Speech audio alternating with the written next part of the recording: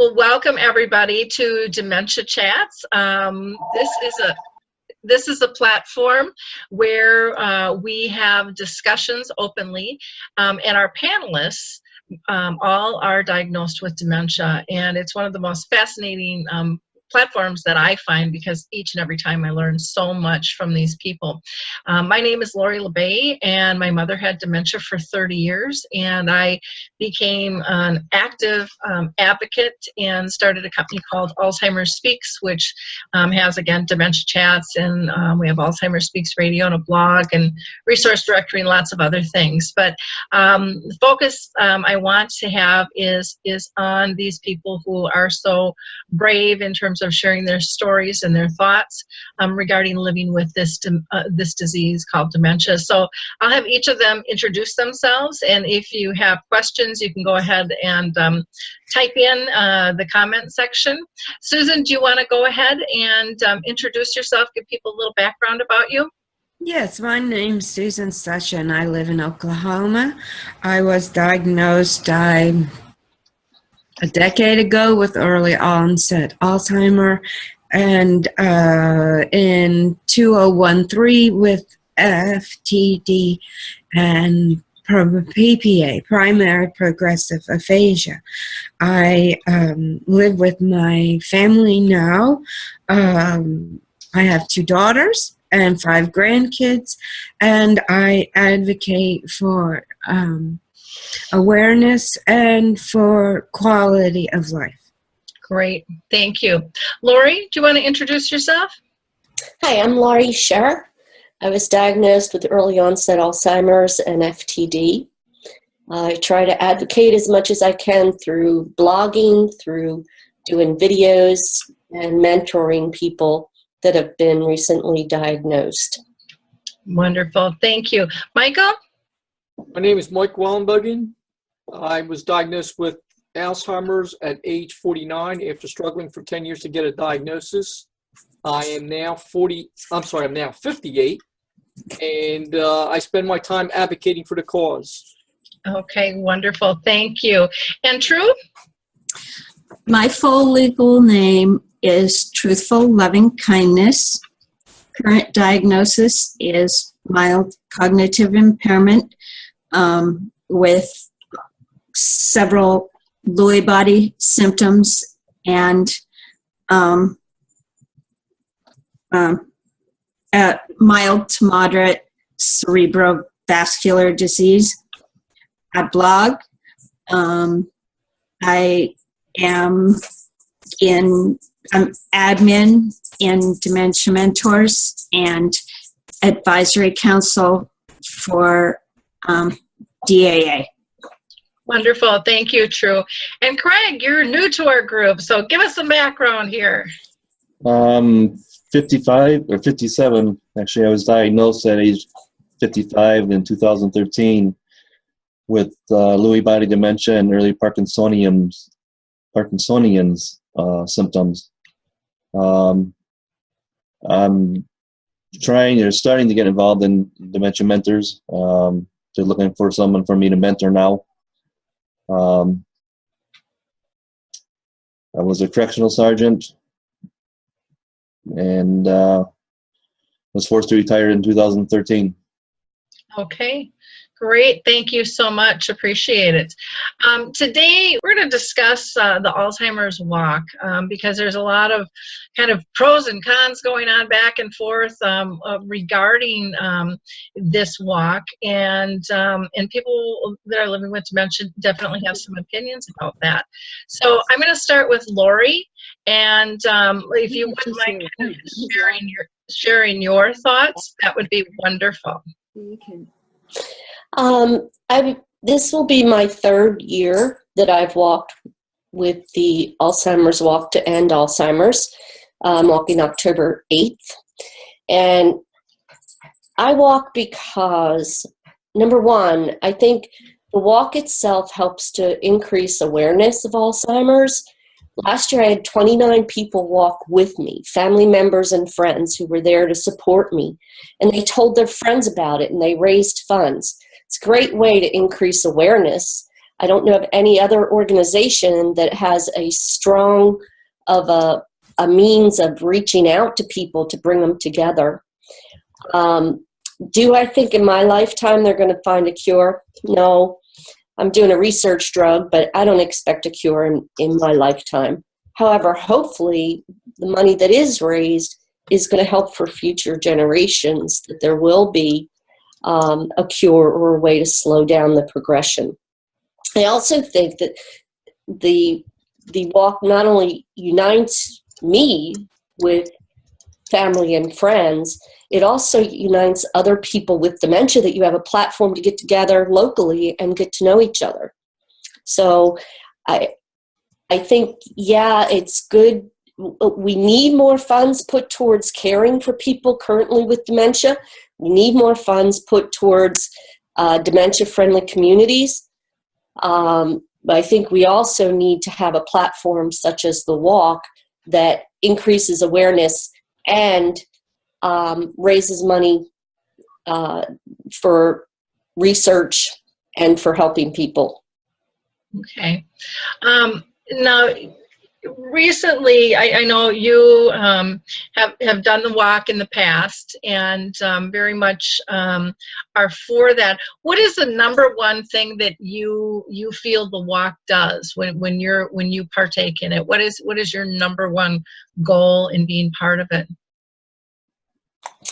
I think my biggest goal is to increase awareness and bring people together.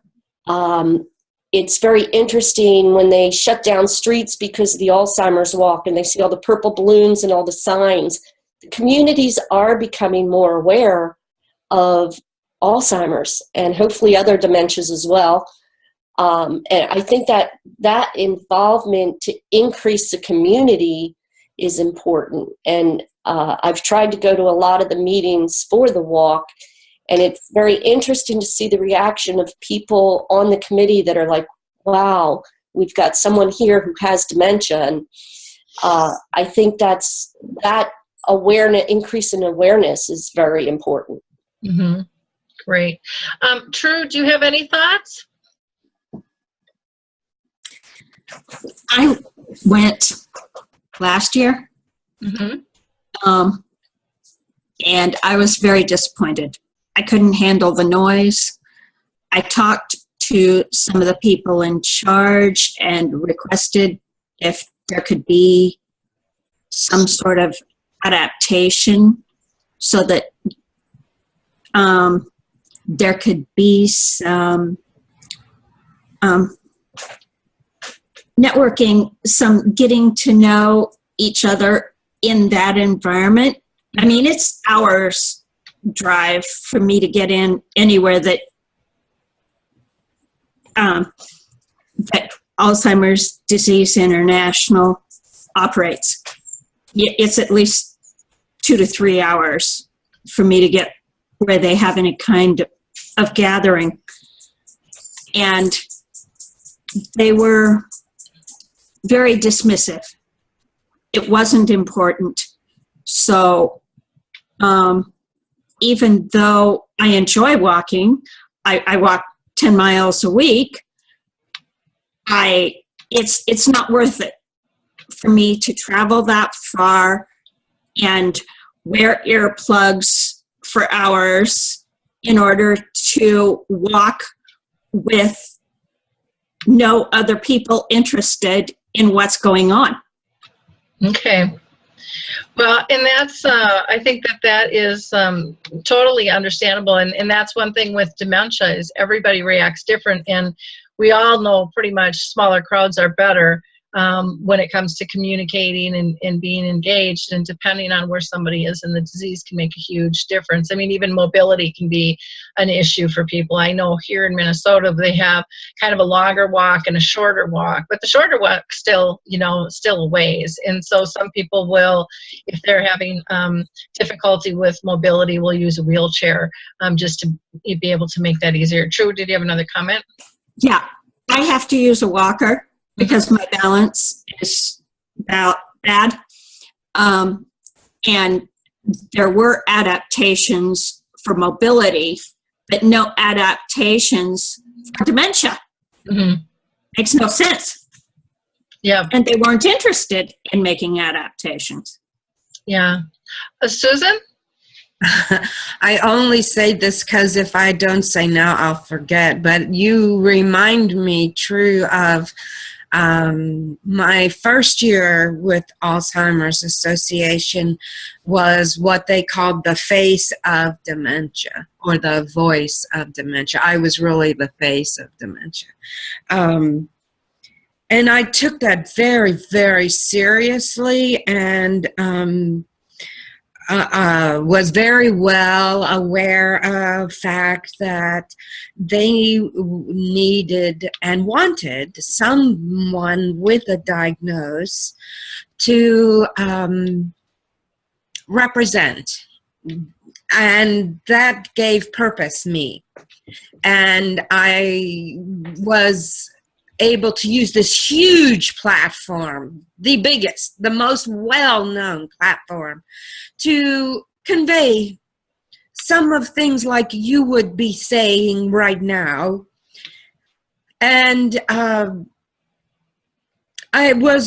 reception from what was said, very, very good. They liked it. I liked it. It was give, take, mutual positive experience.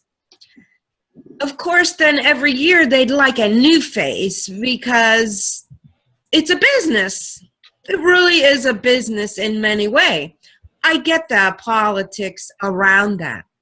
So to not just completely exclude me, they asked me to please represent and greet and thank the big donors in the big tent after the walk. I at first thought, well, boy, that's a kick in the teeth. But I turned that around and thought, this is my opportunity to genuinely thank those who so graciously donate, and at the same time suggest that these wonderful art programs and music programs, but we can't get there. So how about we take some of that money and buy a van? Of course, that went like a lead balloon. What I remember the most from that experience was that in this big tent, because you gave so much, you entered the tent and they gave you a big cowbell. And so everybody was banging cowbells. So they have pictures of me literally. I can laugh about this now. And I had discussion with them, not unlike both of you, of, yo, guys, that really doesn't work. Please, we're going to include one another in this project. Could we tweak some things so it's enjoyable for all included? Nope, the cowbells went over really good, and the big donors love that they can ring that bell. So I was a little disappointed that if I want to continue to thank those who give, I have to do it while they're banging the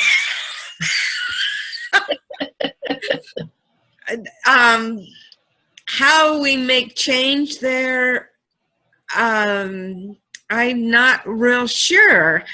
Maybe I can line all the bells with cotton. Well, you know, one thing I'm just going to jump in is, and this is just something that I learned on my journey with dementia, is it is trial and error. And if you can frame stuff like that as trial and big error, you know, but let's learn from it. Yeah. Let's know cowbells. You know, people like a quiet environment. You know, they're more comfortable in that fashion. You know, those types of things, and learn to do things in a different way. But it's hard sometimes to frame it that way, because you just kind of go, this is your population, and you don't understand the ripple effect of what you're doing. But again, until they hear it enough, until the right person hears it too, because, you know, their staff changes all the time. But that's a great example of somebody trying to get attention, just like, you know, if you're sitting in a bar and somebody rings the bell and they're going to buy everybody a drink, and that's like, whoop, whoop, whoop, you know, everyone's celebrating, and maybe there's a donation, so you'll ring a cowbell, but, you know, that effect doesn't work. You know, maybe they should go through the virtual dementia tour and see how that can make somebody jump, the simulation, you know, and feel uncomfortable with that. But sometimes people just don't connect the dots. They just get so excited that, you know, this is going to work and this is going to raise awareness, but they don't take into the account, because no one's pulled them aside and say, hey, we have to evaluate, is this going to work with our population? Is this really going to meet our goals? You know, what's the point here, and how are we going to do that? So thank you for that example. Laurie? Yeah, you know, as much as I agree with the walk, yeah, they have some areas, they, like True and Susan said, they need to get people with dementia more involved. I really want it to become involved in all the committees and be involved as part of the walk, but they have all their meetings either in the afternoon or early evening, and they're about 45 minutes from me. Well, I don't drive that far. So originally I had people driving me there all the time. Then I said to her, well, why don't you do Zoom meetings? What? I said, we do Zoom meetings all the time. Why can't you do Zoom meetings? Well, she never got back to me. I told her, I'll teach you how to do it. You can use my account, whatever. And that's sad, because for me, I want to be involved. I want to be a part of it. I just can't drive to get there. So consequently, I'm not involved anymore. The other thing was, I'm with True. I had a horrible time with the crowd and the noise. I had in my earplugs, my headphones. I looked like, I don't know, these big headphones on. Had to use my walker because my balance went off from all the confusion. One of the things that I suggested was a quiet area for people with dementia. Number one, we'd be able to all get together and meet each other, the few of us there are. And number two, just to have an area. There wasn't even a place to sit. And that I would like to see them become more dementia aware for an organization that is called the Alzheimer's Association. Learn more about people with dementia diseases so you know how to help them.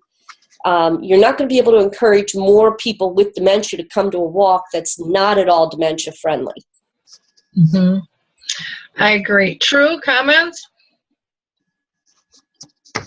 Nope. Okay.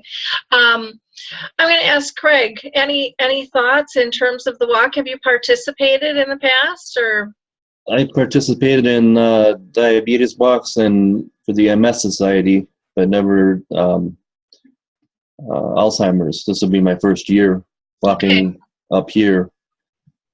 So I don't know what to experience. I live in a smaller community, so I don't think it's going to be as many bells and whistles going off, which is a good thing, because I there too, when I get in large crowds with large noise, I don't do very well.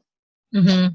So this will be my first year walking up here, and looking forward to it, actually. I believe it's next weekend. Okay, great. Well, you'll have to report into us. I want to just throw a question out to you guys, because noise can, be a huge factor.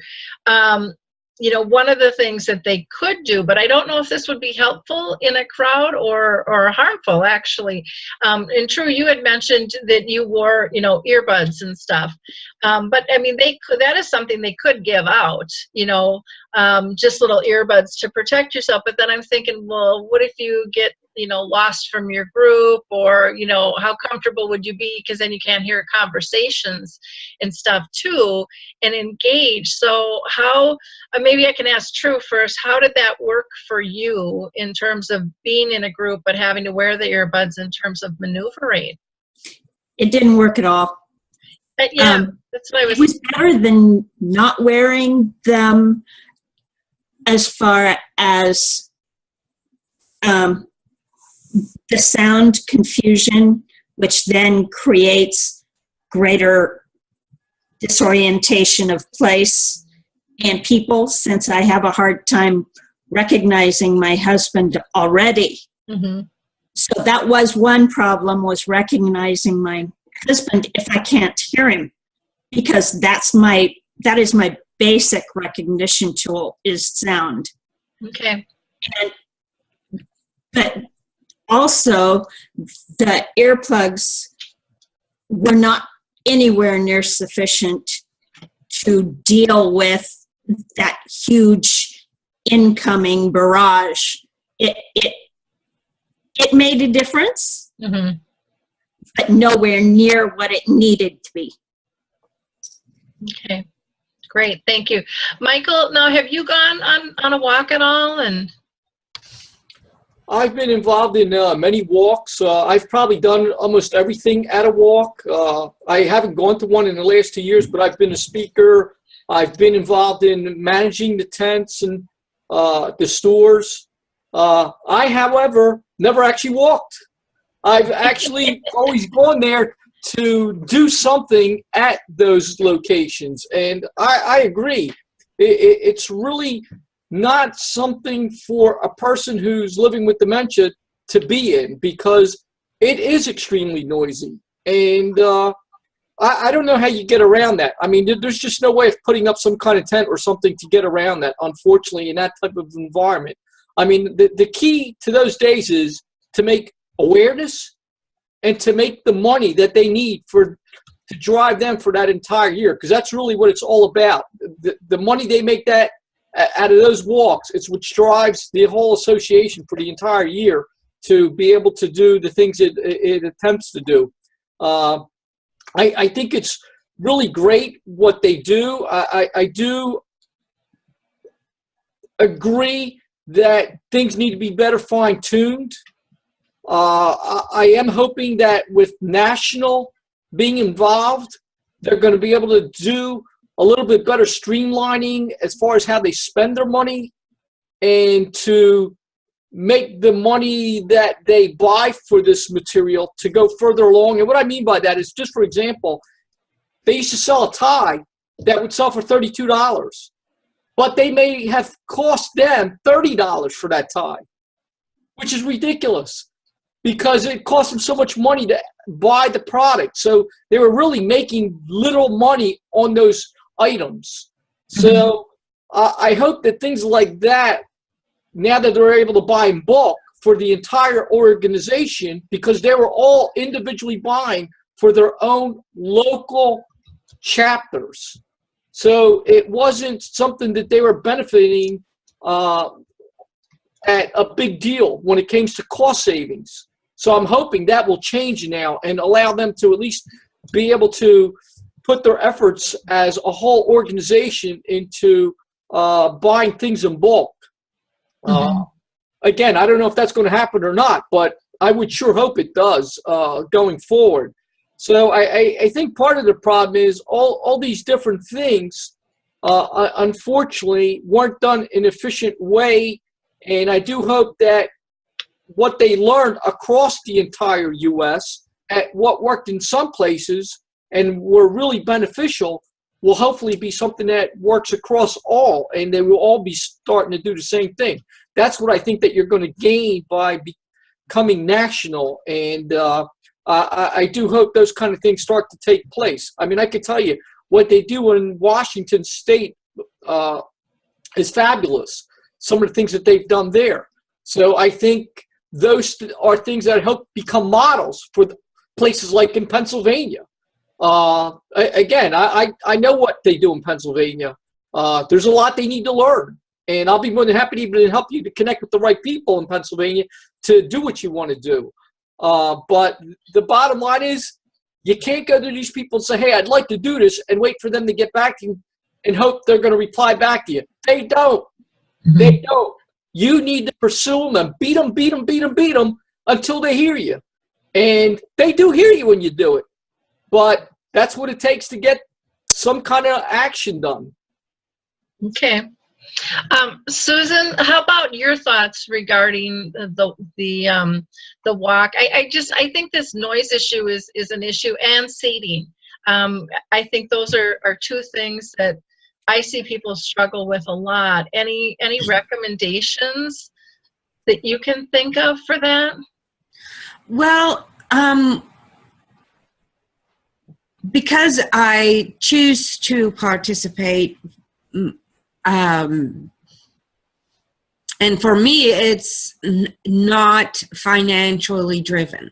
Mm-hmm. I don't get anything financial reimbursement. So the choice doing is for advocation and awareness. Mm-hmm. So I don't really care about that aspect. Mm-hmm. I can't even wrap my head around who gets what and why and when and where. I just can't. But I can be aware of my role in that. That being said, I have to choose things that I can be the most effective. And my experience is being in a tent or trying to participate in the actual event does not really work for me because of my dementia. Mm-hmm. What does work for me is to take those same words, the same enthusiasm, and have it journaled and put in magazines as a advertisement for the upcoming event. Or do something on film in the quiet of a studio that is presented to those who are pushing the advertising around this event. I come across as coherent and non-distracted and non-stressed. The point I'm making is understood. So I've been able to have the opportunity to have Seaside work best me. I really wish on their behalf I could say that they reached out to me or others in my community to make that scenario happen. Mm-hmm. But because there's cost involved in journalism and television, it's much easier and cost effective to just put me with the clanging bells. Mm-hmm. And I hate to say that, but that's been my personal experience. Okay. True? I think that really says a lot. Partly, it says where their priorities are, where the voice is. And I choose to put my priorities, my time, my energy to organizations that place a higher priority on the voice of the person who is experiencing the symptoms and has the ability to share those experiences in whatever form the ability takes place. That is a high priority. There aren't many organizations out there that do that, but there are some, and that's where I'll put my time and energy. Yeah, and I think, dementia or not, that's kind of similar with all organizations. It really is a growing pains and a process. One of the things I wanted to mention, just as an alternative, is, to have a couple of quiet areas to sit, which is hard when you got a lot of noise to have a quiet area. But even if there was, a tent set up, a couple of them, where people could just sit and relax, and the sides were down and there maybe were fans or something, or ideally even air conditioned, where people could just take a time out if there was too much stimulation. The other option would be, and again, here in Minnesota, and I haven't been to them all over because I think everyone is a little, set up a little bit different. But here in Minnesota, they typically have, the longer walk and the shorter walk. And maybe the shorter walk is just a quieter thing. Maybe there's there's a way you could do two different entrances for the different walks, from a commotion level. I don't know. It's very complicated. It's not an easy, there's so many moving parts. So, just to pull these things off is an incredible chore, so I think we have to give due to the fact that they can even pull these things off, period. But if there's ways to make it more comfortable, and everybody's at a different process in the disease, so that's going to make a difference as well, in terms of who's doing it. But if people understand why the quiet or calmer is more important, because usually it is a hooping, and it's more of a rally, a cheer thing. Come on, let's go get them, and then everybody screams and the horn goes off, and they're off. You're off to the races. And as exciting as that is, again, it's contraindicated with people living with symptoms for probably the good majority of them. Laurie, you had a comment? Yeah, I was chairman of the Exeter Relay for Life for 3 years. And although it was a 24-hour event, which makes it totally different, we had a big tent just for survivors. Survivors and their caregivers could go in at any time. They had a cake, and business communities all pitched in and donated teddy bears and all kinds of things to give to the survivors. I think that the general consensus with people with dementia is that we don't look at those that are living. We instead put all our emphasis on in memory of. And I think that's very sad. I think that when you have a walk for a dementia cause, dementia people should be included and honored, supported. I felt as though there was not any support for those living with dementia. You would put it in with the crowd. The only way to identify you was with the blue flower. Other than that, there's nothing to support the people with dementia. That's a very interesting thing, because it really, a lot of, I think a lot of the focus is in memory of. And, you're walking, you're talking, you're participating, and that really needs to be taken into account. Michael? I think you have to also take in perspective the amount of people there. And you bring up a good point, Laurie. That's the only way you can tell there's people with dementias with the purple flower. I have to tell you, I spoke at an event that was 15,000, and I asked them to put their flowers up, the amount of people who had dementia. There was only about 8 or 10 in that whole entire crowd. We're talking 15,000. So when you think about that, is it really worth them spending all that additional money for that one moment in time that we're going to have those people? I understand. I truly understand that they should be focusing on this, but they got that many people that they have to focus on and try to get going for that one day. And man, there is so much involved to tear the place apart and to put it together. I don't know. I think sometimes we may be asking for too much. I realize it's being done for us. I think we have to kind of go with the flow for that one day when they're trying to do something like that. I don't know. I don't know what the right answer is for that. Yeah, Linda had noted that Lee has been on the planning committees and for the last 2 years for the walk in their area, and she just thinks all these insights are wonderful, and they're definitely going to bring those back. But she said on their walk last year there was 300 people. Of those 300, there were 2 people with dementia. My question is, and true, I hope I don't delay you so that you don't remember your comment, but my thought is, are they welcomed? I mean, again, if you're branding as remembering, then you're not going to, it's not going to be a welcoming thing where people think it's even okay to go to that. And maybe that's their intent. Maybe that's their focus. Maybe that's where the largest number is.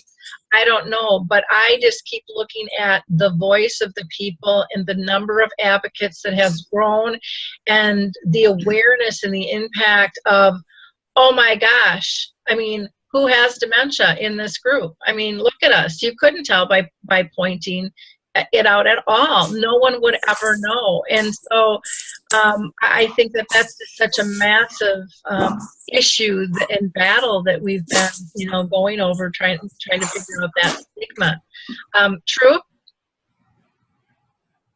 True, did you have a comment? It seemed like me having that flower made it so that people were less likely to come up to me or speak to me. It's like it created a barrier. So definitely not welcome. Okay.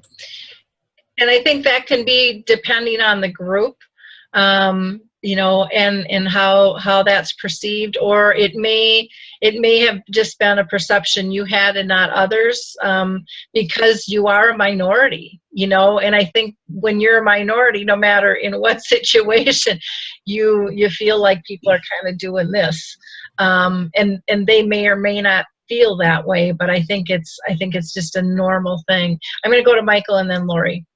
I have to tell you, I experienced completely different. I saw people go out of their way for the people who had those flowers. They made sure that they gave them extra attention when I saw them around. So I think it was very different. Okay. Laurie?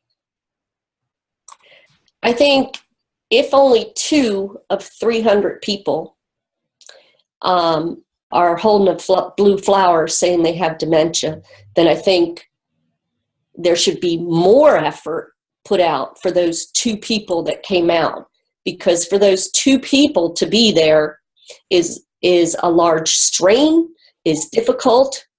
So how big a deal would it be if, say, you had 10 people? How big a deal would it be to recognize those people and make separate arrangements for them? For example, have them start the walk. Why? Because then we're not in the middle of the crowd. We're at the beginning. That's a heck of a lot better than being stuck right in the middle with people all around. Recognize them. I just think that, yes, there's not a lot of people coming out to these walks, but I agree, number one, they don't feel welcome. They don't feel that friendly, warm, and cozy. I certainly didn't. My blue flower was like, oh, she's got a blue flower. I think we need to, I wish they would put more focus and hear more of a voice from the people living with dementia and recognize them. True. I also think that maybe part of the problem is because I've always looked so young, and they thought that it had to be a mistake, that I had no business carrying a flower that was that color. Yeah, that could be. And I know I've seen people just grab any color flower, not knowing what they mean either. So I like that idea of starting the race, but then it's depending on where someone is in the process. Can they go alone, or do they need their group with them? But again, I still think that could be arranged. I mean, you look at and again, it's another level that we'd be asking them to do, but you look at just if you go to a community parade, they have a lineup sequence, with that.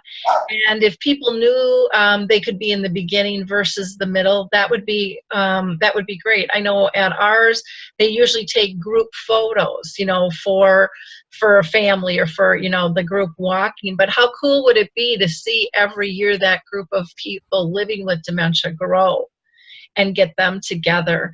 And that stuff wouldn't cost more money. It'd take a couple more volunteers, you know, and a few more notices to go out. But so much of that stuff is streamlined, you know, through the internet that, I mean, it's not even doesn't even have to be a postage type thing to be able to coordinate and work with. So interesting ideas, you know, we'll see what happens.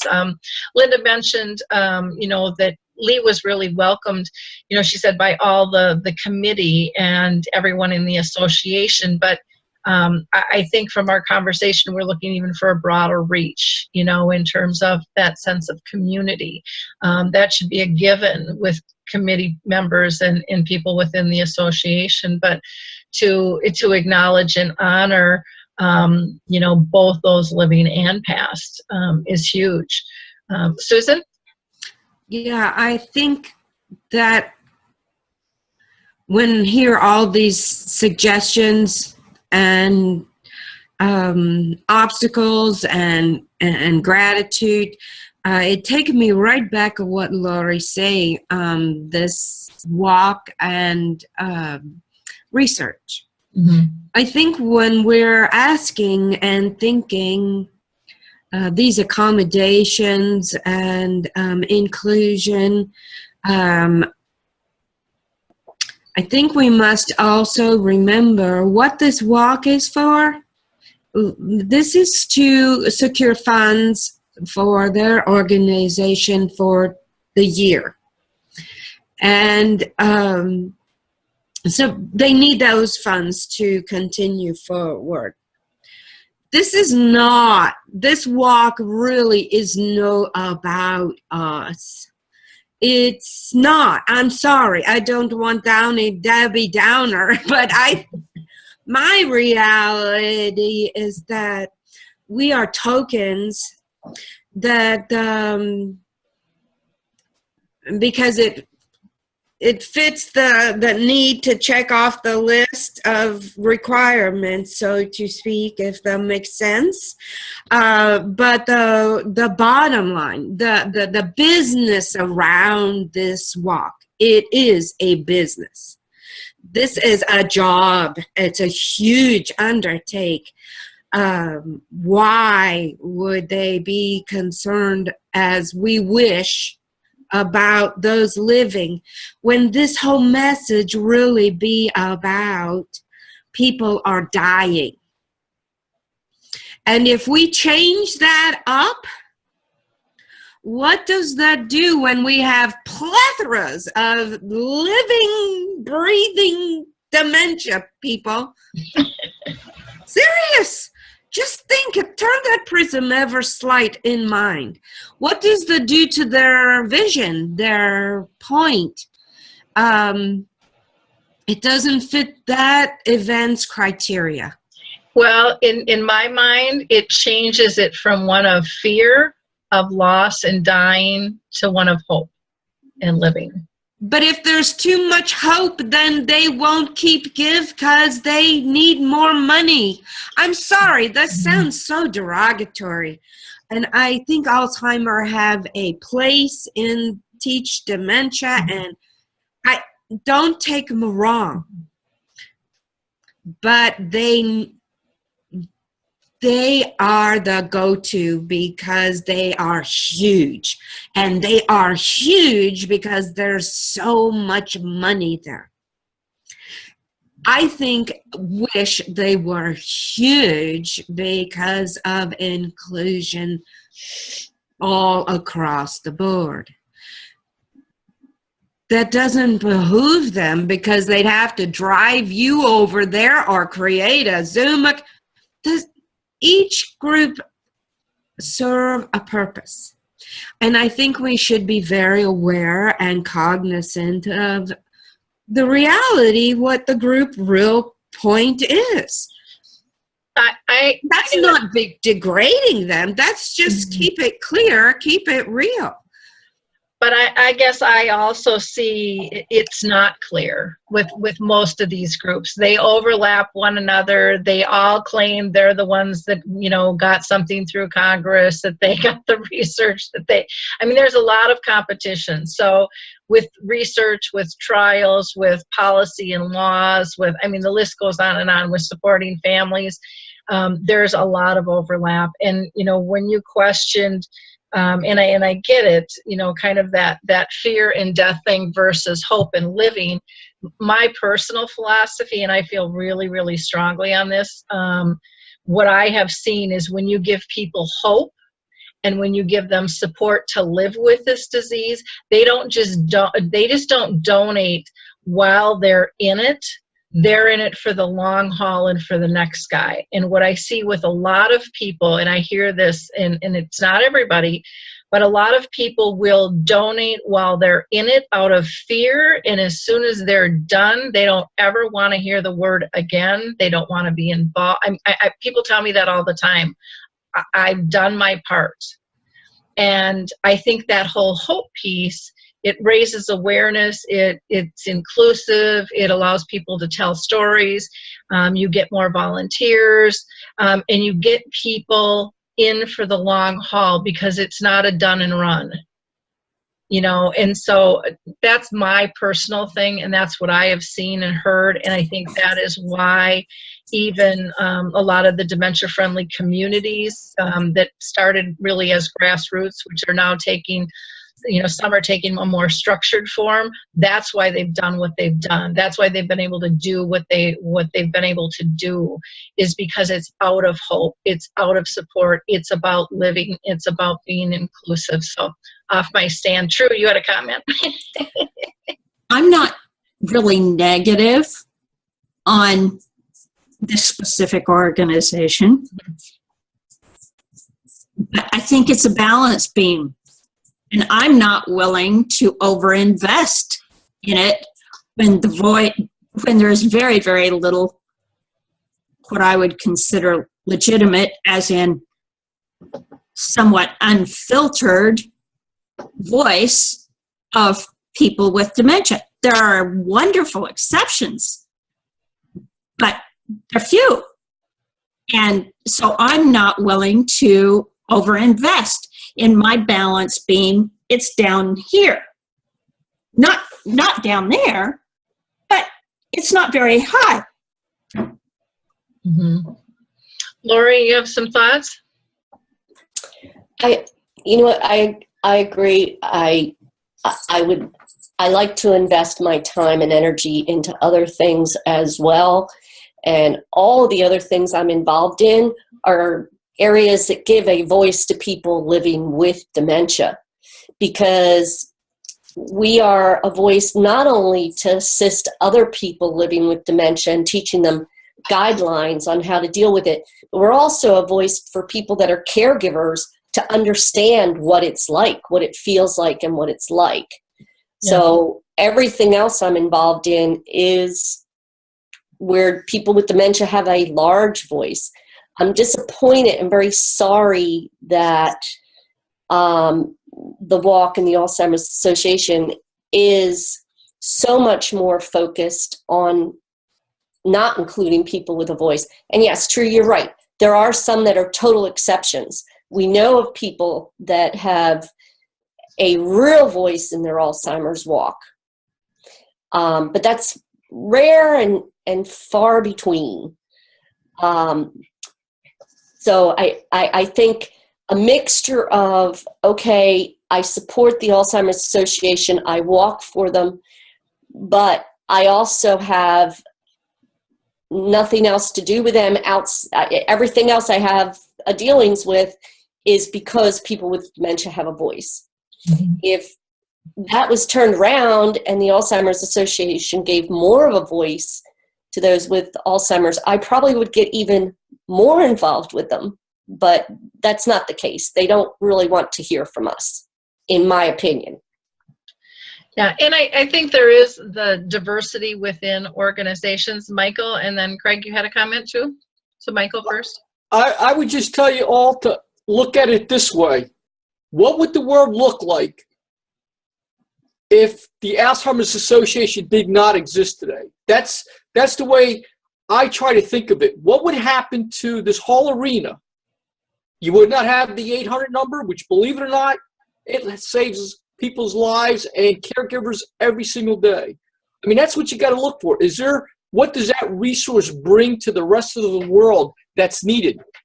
Not what they're missing, because there's a ton of lists that they could really add on. There's no doubt about it.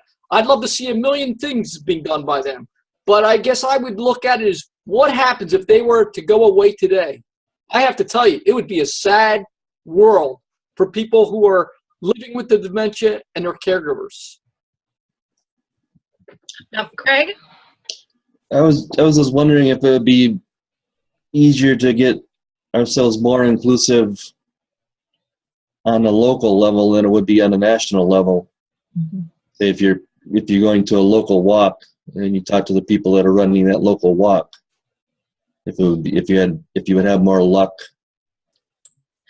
going about it that way. And I think each organization works a little bit differently. They still have to work under guidelines, but there's a lot of stuff that they do locally. So I think that is probably, I mean, usually with anything, you start at the bottom and you creep up to the top. I mean, that's just kind of how it works with that. Linda is saying because of Lee's age, there isn't much out there for him. He was just told last week that the magic number is 55. More resources are available after that age.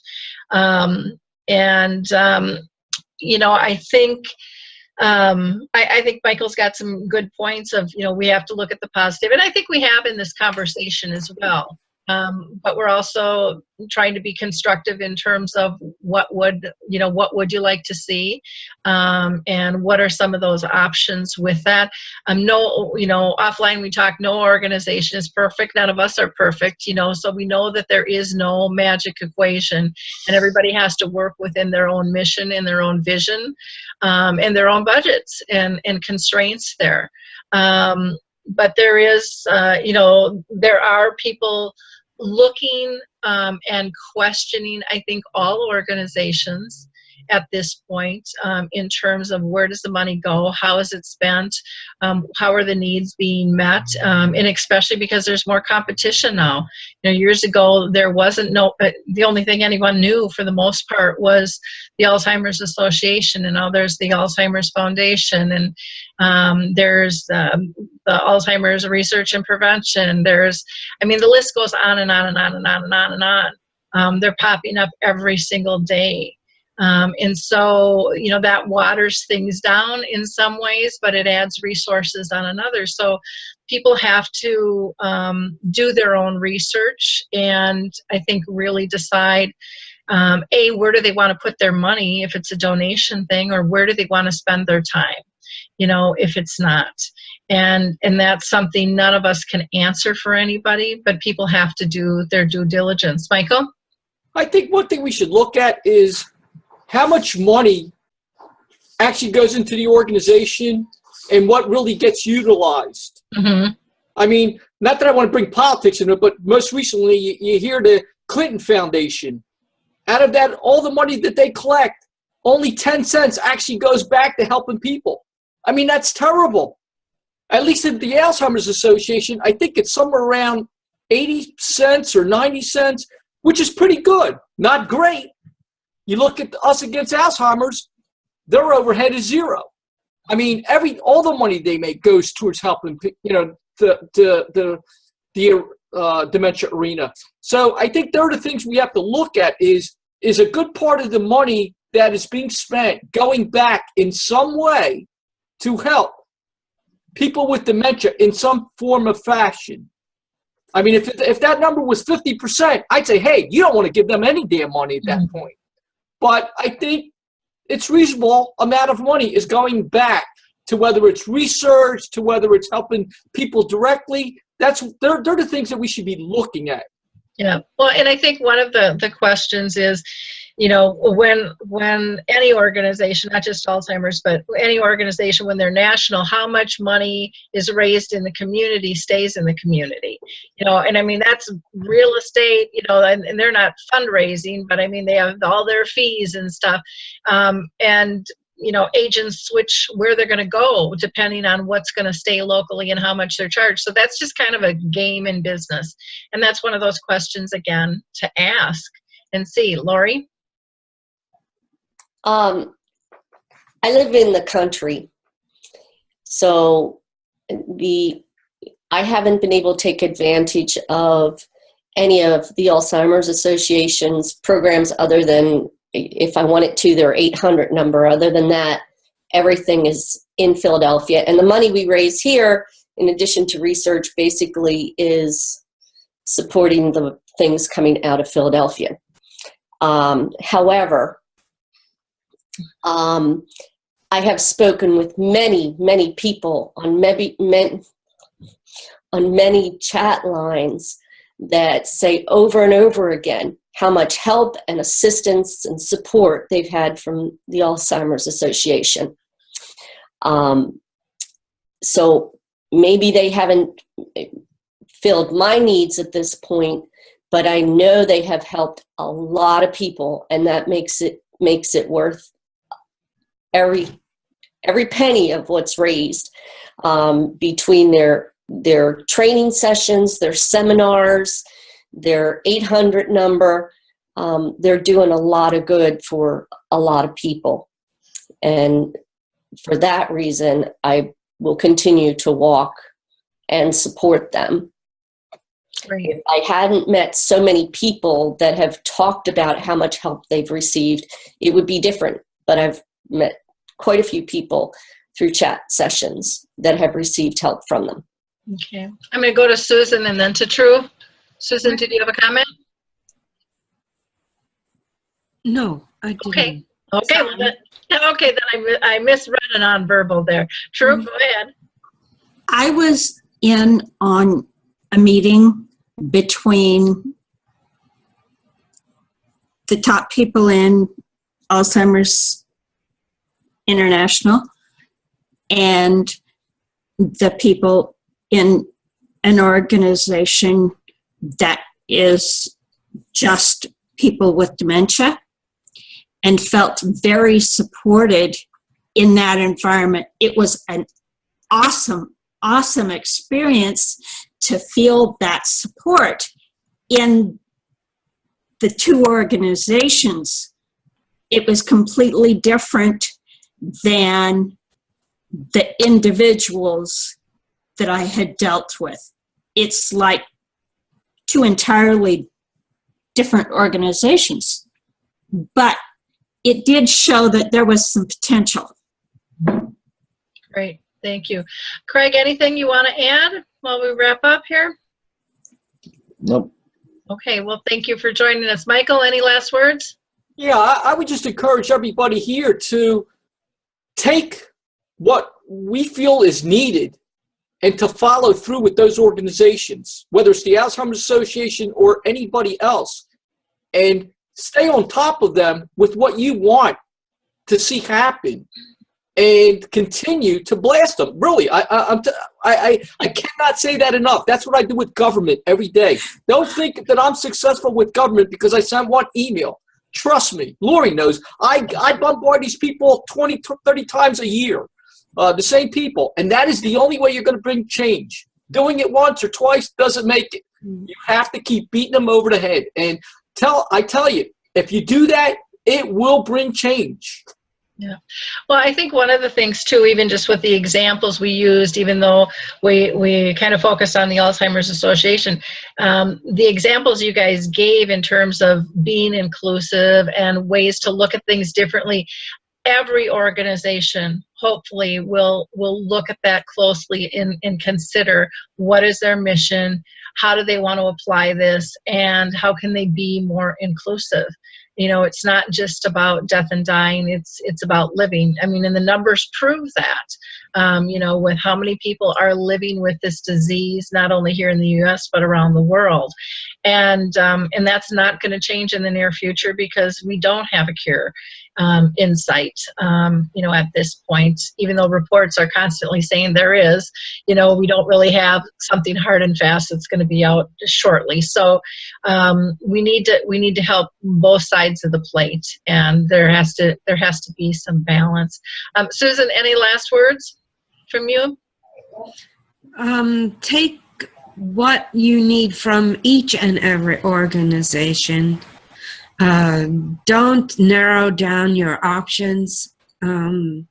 recognize what each organization can bring to your life or those around you, and put your heart where you know you feel included and can be heard.